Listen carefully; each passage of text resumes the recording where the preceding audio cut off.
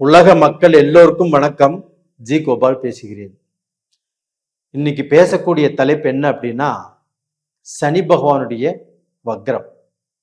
இந்த சனி பகவானுடைய வக்ரம் ஆகப்பட்டது ஜூலை 13 ஸ்டார்ட் ஆகி நவம்பர் 28 வரைக்கும், அதாவது கிட்டத்தட்ட 133 நாட்கள். இது மேன ராசியிலிருந்து சனி பகவான் வக்ரமாகி கும்பராசியை நோக்கி வர்றாங்க. இப்படி வரக்கூடிய சனி பகவானால் தனுசு ராசிக்காரங்களுக்கு என்ன பலன் நடக்கவிருக்கிறது? தனுசு ராசிக்காரங்களுக்கு பலன் சொல்றதுக்கு தான் நான் காத்துட்டு இருக்கிறேன். ஏன் அப்படின்னா, இந்த பீரியடு இந்த 12 ராசிகளிலேயும் தனுசு ராசிக்குத்தான் ஒரு மிகப்பெரிய யோகத்தையும் ஒரு ஜாக்பாட்டான டயத்தையும் அந்த சனி வக்ரகதியிலிருந்து தனுசு ராசிக்காரராகிய உங்களுக்கு கொடுக்க போகிறார். இந்த தனுசு ராசிக்காரங்க எப்பவுமே தன்னுடைய கௌரவத்தை மட்டும்தான் விரும்புகிறவங்க. அடுத்தவங்க நமக்கு ஏதாவது ஒன்று செய்யணும்னு சொல்லி எதிர்பார்க்கவே மாட்டாங்க. சுய கௌரவம், அடுத்தவங்களுக்கு நல்லது செய்யறது, தர்மம் செய்யறது, செஞ்ச தர்மத்தை எதிர்பார்க்காதவங்க யாருன்னா இந்த தனுசு ராசிக்காரங்க தான். அப்படிப்பட்ட உங்களுக்கு ஆன்மீக சிந்தனை, தெய்வ பக்தி உள்ள உங்களுக்கு நிறைய கஷ்டங்கள் இந்த அர்த்தாஷ்டம சனியில பட்டுட்டு இருக்கிறீங்க. கஷ்டம்னா சாதாரண கஷ்டம் இல்லை.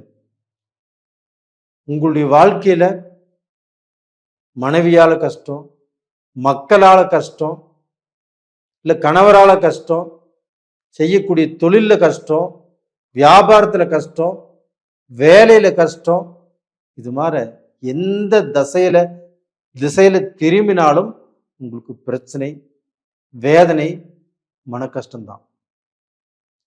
எல்லாத்துக்குமே பணம் இல்லைன்னு வேதனை. ஆனா உங்களுக்கு பணம் காசு இருந்தாலும் மற்ற வேதனைகளும் ரொம்ப ஜாஸ்தியா இருக்கும். அப்போ எந்த விதத்திலையும் நிம்மதியாக இருக்க முடியவில்லை.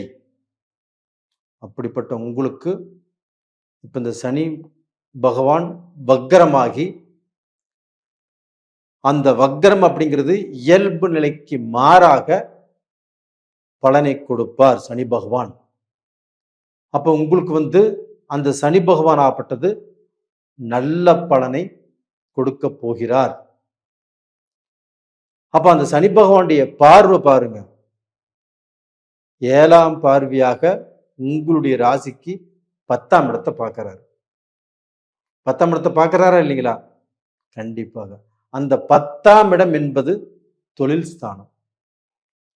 அந்த தொழில் ஸ்தானத்தை தொழில் காரகன் சனி பகவான் அந்த 10ஆம் இடத்தை பார்ப்பதும் ஒரு அட்டகாசமான யோகம். அது போக அதே கன்னி ராசியில செவ்வாயும் இருக்கிறார் செப்டம்பர் 13 வரைக்கும். அந்த செவ்வாய் யாரு? உங்களுடைய ராசிக்கு 5ஆம் இடத்து அதிபதி.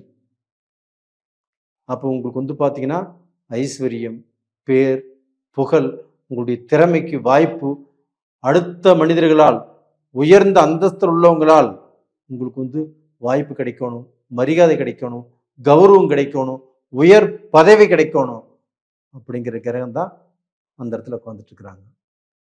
அப்போ அந்த சனியும் செவ்வாயும் பார்த்துக்கிறாங்க. அந்த சனியும் செவ்வாயுடைய யோகம் தனுசு ராசிக்கு, அதாவது கொடுக்குற தெய்வம் கோரையை பிடிச்சிட்டு கொடுப்பாங்க சொல்லுவாங்க இல்லையா, அந்த மாதிரி டைம் தான் இப்போ உங்களுக்கு. அப்ப இந்த பீரியட்ல ஸ்பெயின்ல, சிங்கப்பூர்ல, மலேசியால, சுவிட்சர்லாந்துல, யூகேல, கனடால, ஆஸ்திரேலியால, யுஎஸ்ஏல, நார்வேல, இத்தாலியில, இன்னும் எத்தனையோ கண்ட்ரிகள் இருக்குது. இந்த கண்ட்ரியில் உள்ளவங்களுக்கு எல்லாத்துக்குமே ஒரு மிகப்பெரிய விடிவு காலம். நீங்கள் ஒரு கம்பெனியில் வேலை செஞ்சீங்க, உங்களுடைய உழைப்பை கொட்டுனீங்க, உங்களுடைய திறமையை பூரா கொட்டுனீங்க, உங்களுக்கு ப்ரமோஷன் கிடைக்கல, உங்களுடைய உழைப்புக்கு தகுந்த ஊதியமும் கிடைக்கல. அந்த இடத்துல இருந்து நம்ம ஏதாவது சூழ்நிலையில மாறிக்கலாம் அப்படின்னு நினைச்சீங்க, அது இது நாள் வரைக்கும் முடியல. இப்போ முயற்சி பண்ணுங்க, கம்பெனி விட்டு கம்பெனி மாறலாம். அப்படி மாறினாலும் நல்ல பதவியோ நல்ல வருமானமோ கண்டிப்பாக கிடைக்கும்.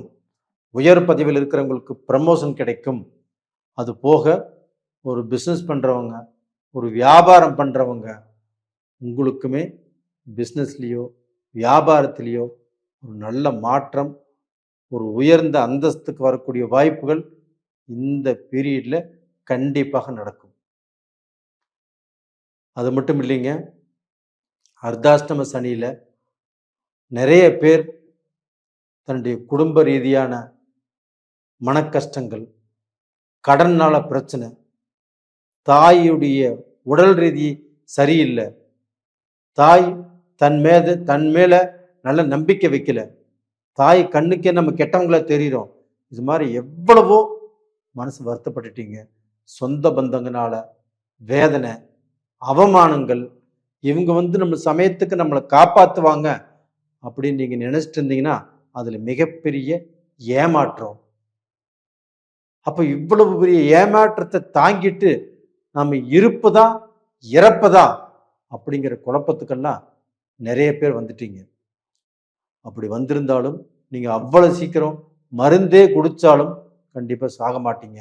அந்த மாதிரி யோசனை இருந்தாலும் விட்டுருங்க. இப்போ நல்ல பீரியட் வந்தாச்சு. இந்த பீரியடில் கண்டிப்பாக அந்த சனி பகவானுடைய அனுகிரகம், சனி பகவான் வக்கர கதியிலிருந்து 10ஆம் பார்வையாக உங்கள் ராசியவே பார்க்குறாரு.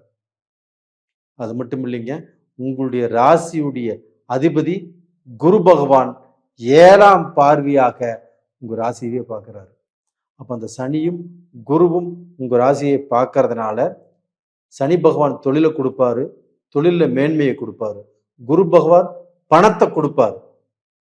அப்போ இந்த பணத்தை சம்பாரித்து நீங்கள் பட்ட கடனை அடைத்து நீங்கள் நல்ல பொசிஷனுக்கு வந்து உங்களை யார் இகழ்ந்து பேசினார்களோ, யார் கண்ணுக்கு நீங்கள் ரொம்ப மட்டமாக தெரிஞ்சீங்களோ அவங்களுக்கு முன்னாண்ட ஒரு நல்ல வாழ்க்கை வாழக்கூடிய டைம் உங்களுக்கு வந்தாச்சு. அதுபோக தனுசு ராசியில் பிறந்த பெண்கள் ரொம்ப கஷ்டப்பட்டுட்டீங்க, ரொம்ப மனசே விட்டுட்டீங்க. அந்த அளவுக்கு குடும்பத்துக்கு கஷ்டப்பட்டும் குடும்பத்தில் உள்ள கணவரே கண்டுக்கல, உங்களை பார்த்து பாராட்டல. நீங்க வேலை செய்யக்கூடிய இடத்துல போனாலும் ரொம்ப ட்ரெஸ்ஸு, ஒரு பிஸ்னஸே பண்ணினாலும் அது நல்ல நிம்மதி இல்லை. இவ்வளவு கஷ்டங்களையும் தாங்கிட்டு வாழ்ந்துட்டு இருக்கிறீங்க. உங்களுடைய பணிச்சுமை, உங்களுடைய மனசில் இருக்கக்கூடிய கஷ்டங்கள், பாரங்கள், அது எல்லாமே இறக்கி வைக்கக்கூடிய டைம் இப்போ வந்தாச்சு. தைரியமாக இருங்க, ஒன்றும் கவலைப்படாதீங்க. உங்களுடைய கவலைகள் தீரக்கூடிய நேரம் வந்தாச்சு. அது போக 5ஆம் இடத்து அதிபதி யாரு? செவ்வாய் பகவான். அந்த செவ்வாய் பகவானும் 10ஆம் இடத்தில் இருந்து 4ஆம் பார்வையாக உங்க ராசியவே பார்க்கிறார்.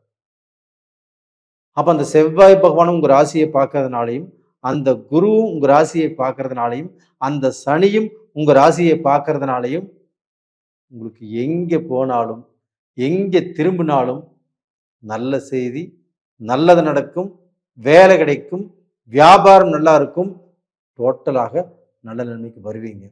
இது போக உங்களுக்கு ஆண் மக்களாலோ இல்லை பெண் மக்களாலோ தனுசு ராசிக்காரங்களுக்கு இந்த பீரியட்ல நல்லது நடக்கும். அவங்களுக்கு வேலை இல்லாமல் இருந்தாலும் வேலை கிடைக்கும், கல்யாணம் ஆகாமல் இருந்தாலும் கல்யாணம் நடக்கும், குழந்தை பாக்கியம் இல்லாமல் இருந்தாலும் குழந்தை பாக்கியம் கிடைக்கும், மறுமணம் செய்யணும் அப்படின்னு யார் காத்துட்டு இருந்தாலும் அவங்களுக்கு இந்த பீரியட்ல மறுமணம் நடக்கும்.